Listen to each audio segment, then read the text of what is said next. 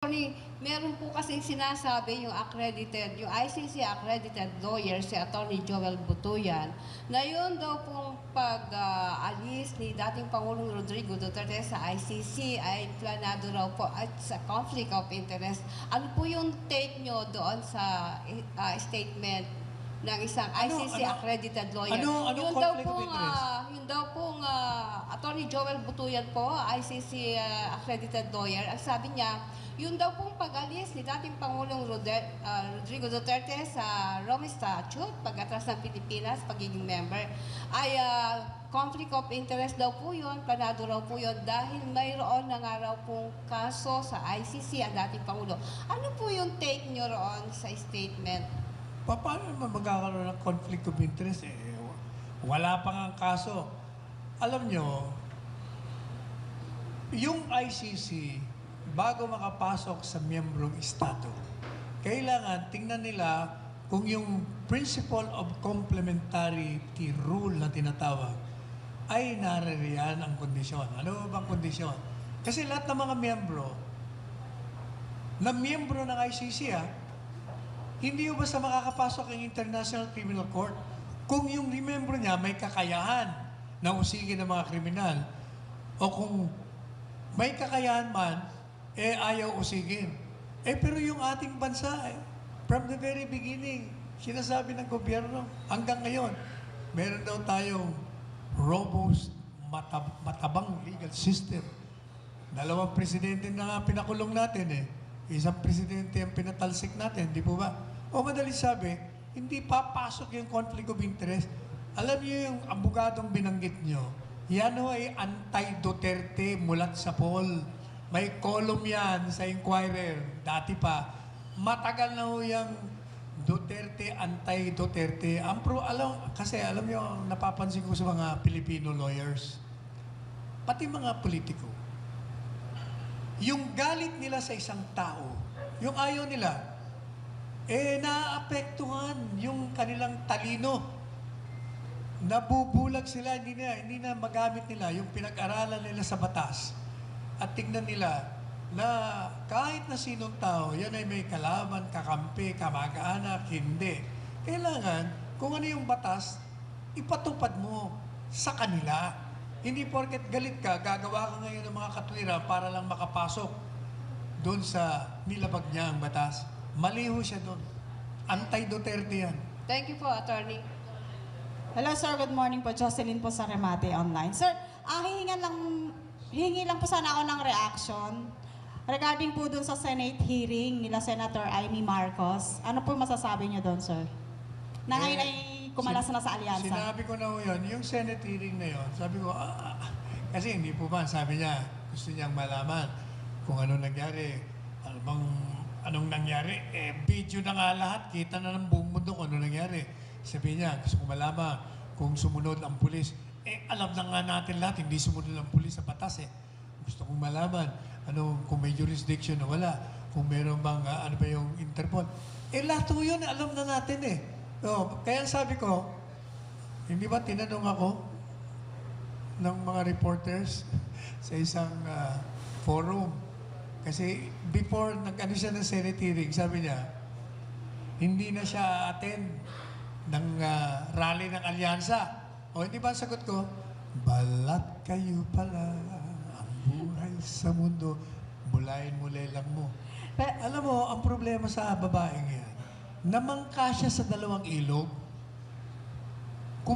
Gusto niya kumuha ng boto sa Duterte, gusto niya rin kumuha ng boto sa Marcos. Binabanatan niya kapatid niya, pero nagkakandara pa siya na itaas ang kamay niya ng kapatid niya. Pagkatapos, nung nakakita na naman siya ng oportunidad na pwedeng maalin siya ng mga Duterte, eto na naman siya. Tapos, eto na. Hindi ba, yung kanyang kapatid, hindi na siya binabanggit. 2, 3 beses na yata sa rally. Kaya no choice ngayon siya.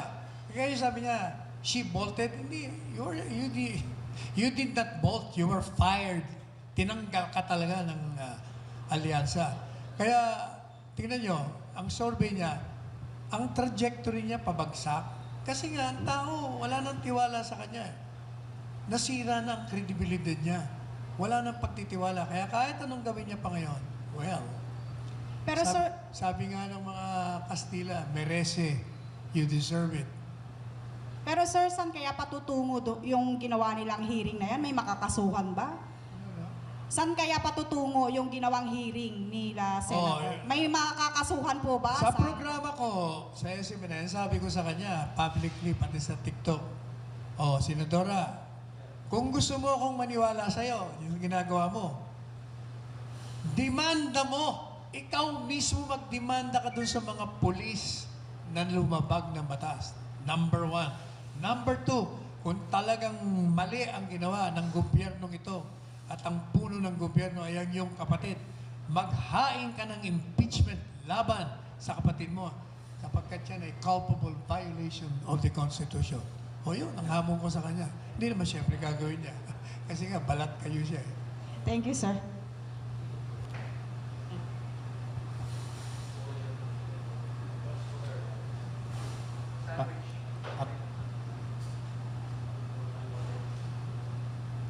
Attorney Ian Cruz po, GMA Integrated News. Sir, nabanggit ng spokesperson ng ICC na sabi nga kung i-grant yung interim release, kailangan fully prepared at nagko-cooperate ang bansa para sa mga guidelines ng ICC. Kasi kung hindi daw mangyayari yun, magkakaroon daw ng international accountability. Ano bang ibig sabihin nila ng magko-cooperate ang gobyerno natin?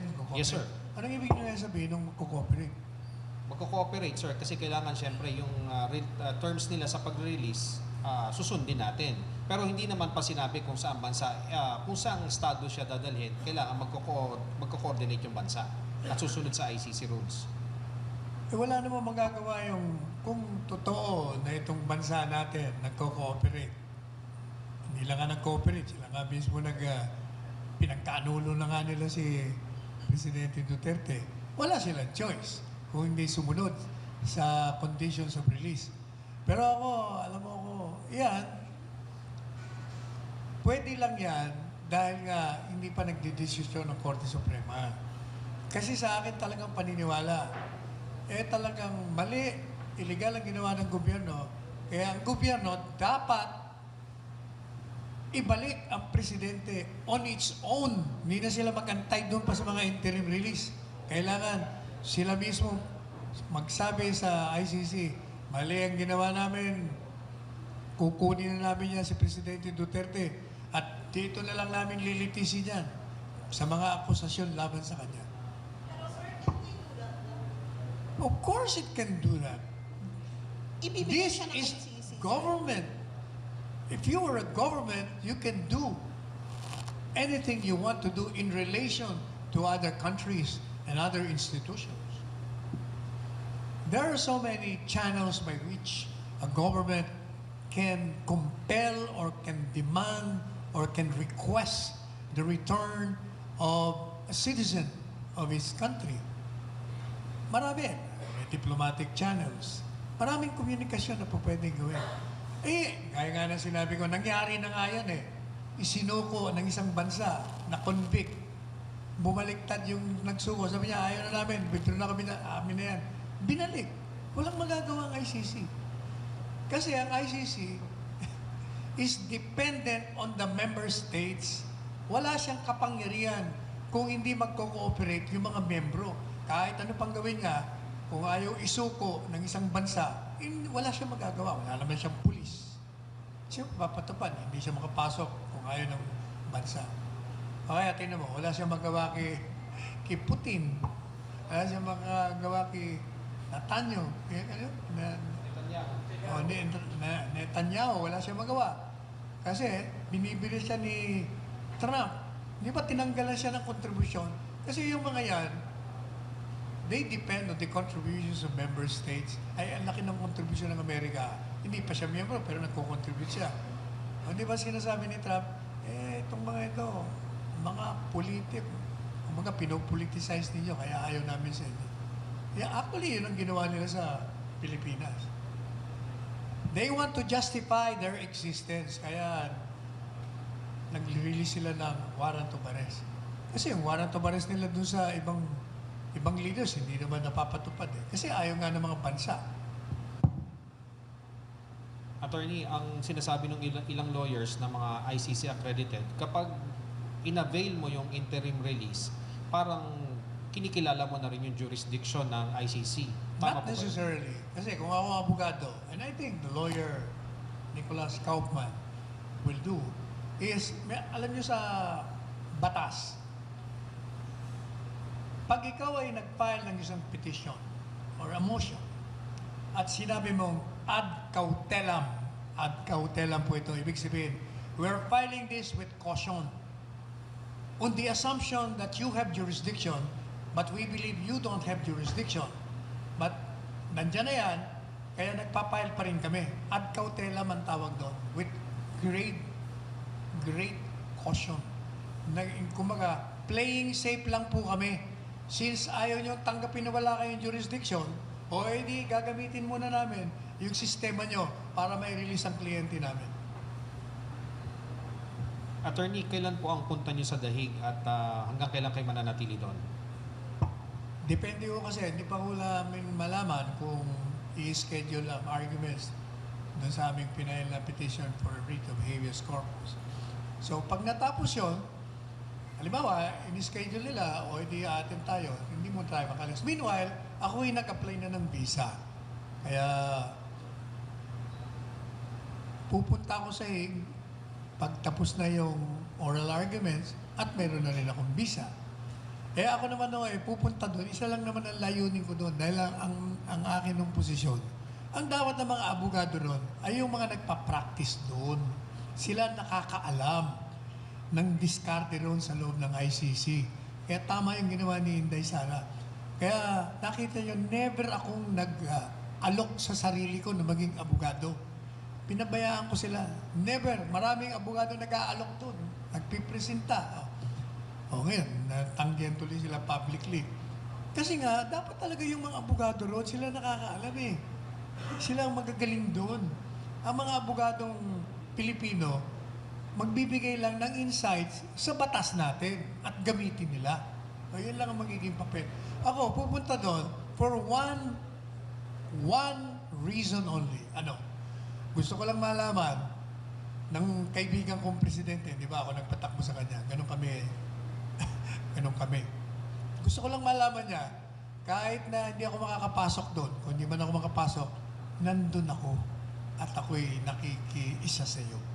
Yun lang ang akin. Malaman niya lang okay na sa akin. Kasi ako, kung ako nakakulong at nalaman ko yung kaibigan ko na doon, matutuwa ako. Pero nandito, kahit na hindi ako makita. Attorney, gusto naming malaman, sino ba yung sinasabi mo na abogado na nagpipresenta at hindi naman nakasama doon sa official na magiging abogado po ni Presidente Duterte, dating Pangulong Duterte? Palagay ko, alam mo na kung sino. Kaya mo tinatanong. For the record lang. Nakalathala naman sa buong dyaryo kung sino yun, di ba? For the record lang, sir, para lang alam natin kung sino talaga. Sino ba yun?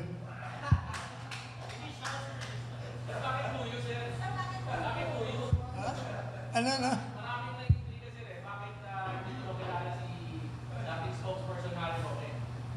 Ikaw, tatanungin ko, ikaw ba, doon sa lugar mo, kilala mo lahat na nakapaligid sa'yo kahit nakasama mo?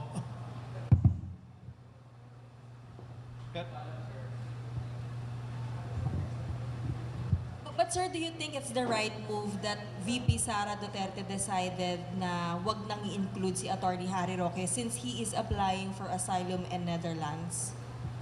Regardless of whatever reason, from the very beginning, sinabi ko na yan sa programa ko, ang dapat na mga abogadong humawak kay Presidente Duterte ay yung mga abogadong nagpa-practice doon. Yun ang pinaka tama, epektibo, magaling na move. Kukuha ka ng abogado sa Pilipinas, baka hindi pa tanggapin to dahil kasi me personally hindi ko alam kung ano ang requirements ng isang Filipino lawyer to get into practice there. Hindi mo pa alam yon. Pangalawa, Yung procedure doon, hindi mo alam din. Kasi iba ang procedure nila doon. Biro mo, alam niyo ba na pati hearsay tinatanggap doon? Pero sir, do you think it's proper? Kasi isa sa mga dinadahilan din ni Attorney Harry Roque to apply for asylum is gusto niya raw tumayong bilang legal counsel ni dating Pangulong Duterte sa The Hague. Alam niyo, kahit ang isang abogado gusto, kung ayaw naman nung principal, kung ayaw sa'yo, bakit mo ipipilit ang sarili mo? Ang mahalaga doon, yung kung sino ang gusto nung kliyente. Kung ayaw ng kliyente, bakit mo ipipresenta pa sarili mo? Sir, so Hindi. but Hindi ko alam kung ayaw. Ang alam ko, ang nag-announce ay si VP Inday Sara. Si VP Inday Sara ang siyang bumubuo ng team. Dapat, bigyan mo ng laya ang kliyente o yung anak ng kliyente ang bumuo ng legal team. Talagang dapat, ako, ever since sinasabi ko na noon pa.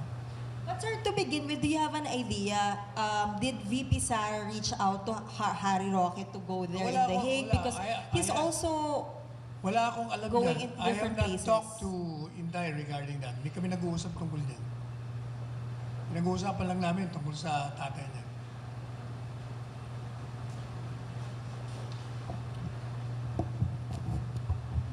Attorney, last na sa akin. Si Ma'am Hanilet tsaka Miss Hanilet tsaka si Kitty, hanggang kailan ba sila magstay doon sa Netherlands? Anong plano po nila?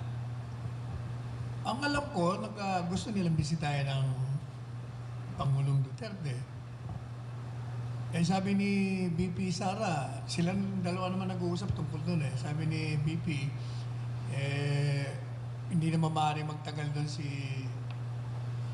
Ma'am Hanelet simply because meron siyang trabaho dito sa Pilipinas, may negosyo din siya. At si Kitty naman, meron ding pasok ng eskwela. Kaya palagay ko, hindi magtatagal doon. Babalik na lang ulit. Kung bali ba, bakasyon na, meron kang pwedeng kang break, balik ka na naman doon. Attorney, good morning. Saka ayaw din ni Presidente Di ba, sabi ni pinauuwi na nga daw siya Si BP Inday, umuwi ka na. Ako nang bahala rito. Alam niyo si Presidente Duterte, matagal na siyang ready dyan. Hindi natatakot yan. Ever since sinasabi niya, bahala sila. Basta ako, handa ko kung anong mangyari sa buhay ko. Basta ginawa ko ang dapat kong gawin para sa aking bansa. Hindi ba? Hindi ba maraming nag-ano sa sir, huwag na kayong umuwi. Hindi. Uuwi ako. I-arrestuin kayo, sir. I-arrestuin nila. Kukulong kayo. Di kulong niyo ako. Di ba ganyan siya ever since? Sa Senado, sinabi niya yan. Ininter niya pa nga ICC, di ba? Sa Kongreso, sinabi niya rin yan. Kaya talagang nakatakda na siya maging bayani ng bansa. Attorney, good morning. June Samson, DWIC. As per Attorney Kaufman, gusto daw niyang may at least isang Filipino lawyer sa legal team. Gaya na Would si... you know po, Attorney, kung meron na at kung sino Hindi yun? ko alam. Yung gusto ni Kaufman para maging consultant. Kasi kaming mga abogado sa Pilipinas, siyempre mas alam namin sa kanila yung abogado, yung batas natin. Consultant lang yun. Do you think, sir, na qualified si former President Jose Harry Roque to be former President of the Consultant? Unang-una, hindi ko nga alam kung ano ang conditions to be a lawyer in the ICC. So, hindi ko masasagot yan. Hindi ko alam Kaya nga, ever since, hindi ako nag-alok. Hindi ko alam. Mahirap kasi mag-alok ka nang hindi mo alam yung teritoryo.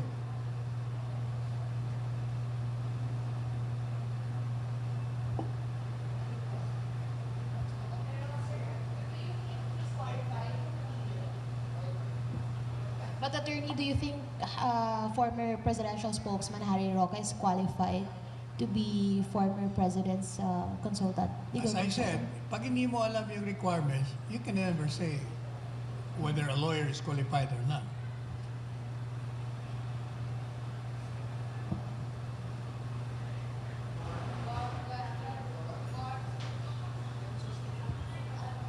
Steve,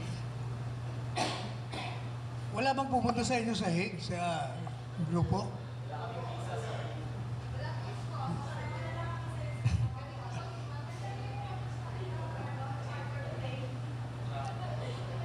Hi sir, isang tanong lang po. Sir, ano po yung stand nyo dun sa panawagan ng ilang mamabatas na dapat umuwi na si Attorney Harry Roque dito sa Pilipinas dahil may mga reklamo po siya? That's between the person you mentioned and them.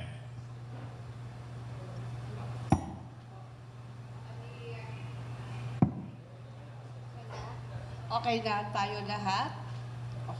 Attorney, isang ano lang po, yun na lang pong inyong last message for all Filipinos. May pahabol po pala. Attorney, sorry, ngayon ko lang naalala.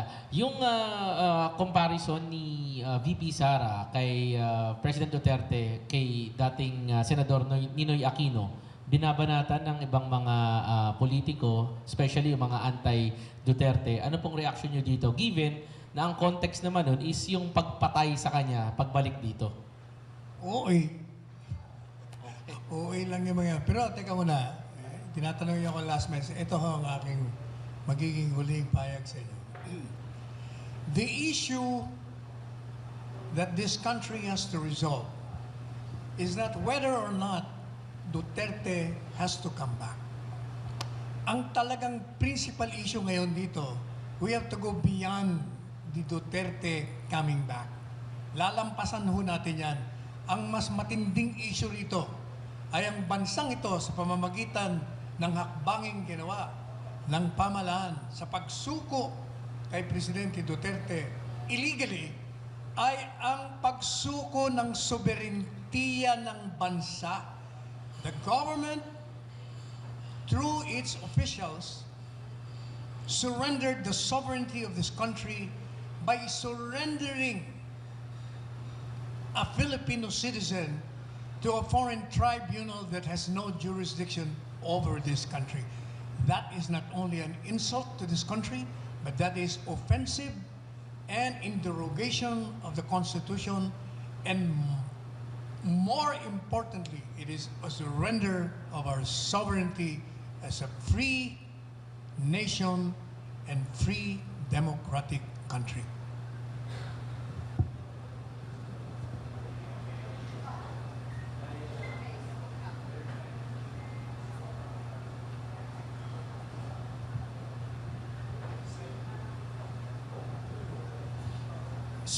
Papatay sa kanya, may nagbabalak magpumatay sa kanya. Hindi natin malaman kung sino. But definitely, he is a threat. He is a threat. He is a stumbling block to the obsession of those power wielders who want to retain their power beyond their terms. Alam nyo, pag ang stumbling block ay hindi nyo matanggal sa pamamagitan ng impeachment, sa pamamagitan ng pagkulong, o ano pang susunod, o di sa pamamagitan ng pagpatay sa stumbling block. Lahat o yan ay posible. Hindi tayo magtataka, pareho nung nangyari kay Ninoy Aquino, na siya ay naging stumbling block din eh. O kaya napatay din siya.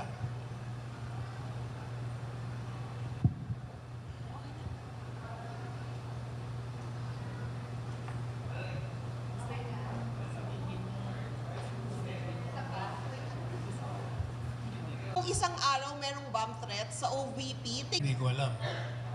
Hindi ko alam yun. O siya nga pala, hindi natin na-discuss, hindi niyo ako tinanong eh.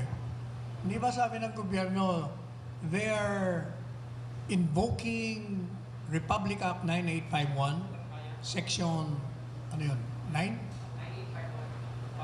Yung international humanitarian law, Tingnan niyo yun. pwede ba talaga yun, sir? Ang sagot namin doon sa petition, ganito. Unang-una, sa umpisa pa lang nakalagay doon, when national interest requires. So, ang tanong kagad, ang pagsuko ba ng isang Pilipinong mamamayan sa isang dayuhan ay in the national interest? Certainly not.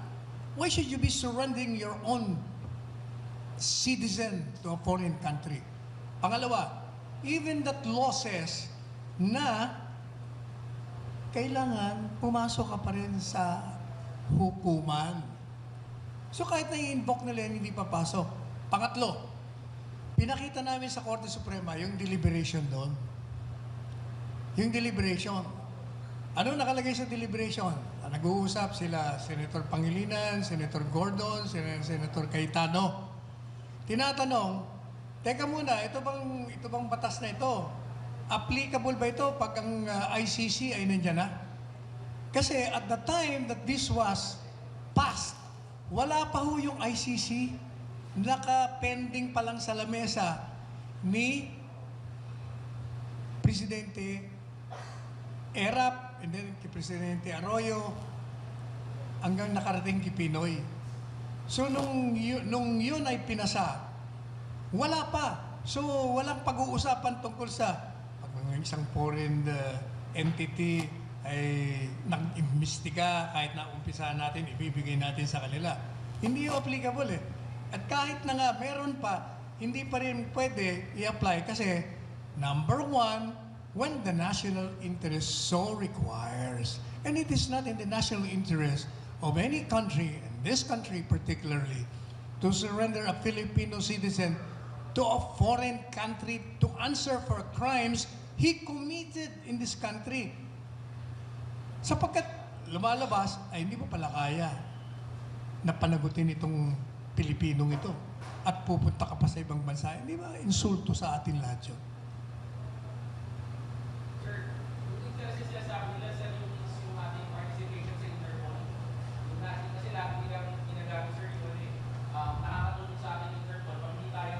No, kabalbalan yan, you know. Kasi, gaya na sinabi ko na, yung Interpol is just a coordinating agency. Yun, kasi yung mga miyembro, nag-create sila ngayon ng, meron ngayong Interpol. Ang trabaho ng Interpol, to facilitate, to share information kung nasaan yung gusto nilang hulihin. So, pang isang bansang miyembro, meron kami rito gustong hulihin. Pwede ba, feedbackan mo kami? Dito sa Pilipinas, may nag-feedback. Uy, nandito. O kaya, ang ginawa ng ICC, ay nandiyan pala. Pinakiusapan ang agency. Pero di ba, lumalabas ngayon, wala palang red notice, diffusion notice lang. Kaya makikita mo, at kahit na nga may red notice, ang nakiusap, ICC na walang jurisdiction. At yung nagpatupad, wala ring jurisdiction. O paano magiging legal? How can the agent of ICC be more powerful than the principal na wala nga jurisdiction eh? Kaya alam mo, kahit niya saan tingnan, talagang walang jurisdiction. Are you saying, sir, na kahit yung tayo sumunod sa Interpol, wala magiging effect sa Pilipinas yun? Wala kasi. Tingnan mo, ano ba sabi ng Interpol? It's Interpol only request. Bakit request? Kasi nga it has no power. Pag sinabi mo request, you can deny or you can grant. Kaya hindi totoong we are obligated to go. Hindi po pwede yun. Kalokohan yun. May message ka, sir, kay Secretary Remulla. Na ano? Message ko sa mga nagdalilin na sir, sa mga hearing and sa mga pronouncement. Ang message ko na lang sa kanya,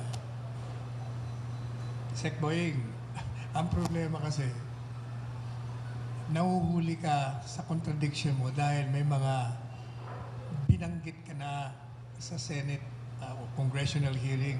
Diba, meron siya sinabi, pag merong warrant of arrest ang isang dayuhang bansa o foreign tribunal, padadaan namin sa hukuman. Tama siya dun eh. Ang problema, binago niya yung posisyon niya. Kaya kahit na anong katwiran mo, mahuhuli ka. Alam niyo po, if you start arguing with a lie, you will end up concluding with a lie. You create your own contradictions and you create the web of contradiction. May expose ka. Kaya nakakaawa nga sila eh. Sa totoo lang, naaawa ako sa gobyerno. Yung palengkera ng palasyo, nakakaawa din. Kasi, apparently, wala siyang access sa presidente niya. May sasabihin siya, pagkatapos may sasabihin, iba na.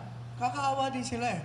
Unlike before, O tingnan nyo, kami noon, di ba, nung ako'y tagapagsalita, may access ako sa presidente.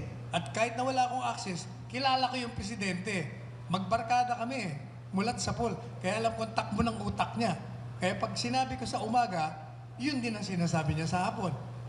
O sa totoo lang, between us, kayo akala nyo, sabi nila, mabuti pa si Panelo, may access kayo, no? Kidigong. Meron akong access. Pero never in the history of my 5 years bilang abogado niya at tagapagsalita sa briefing na nagkausap kami before the briefing. Bakit? Tulog. He was sleeping. Paano mo makakausap yun?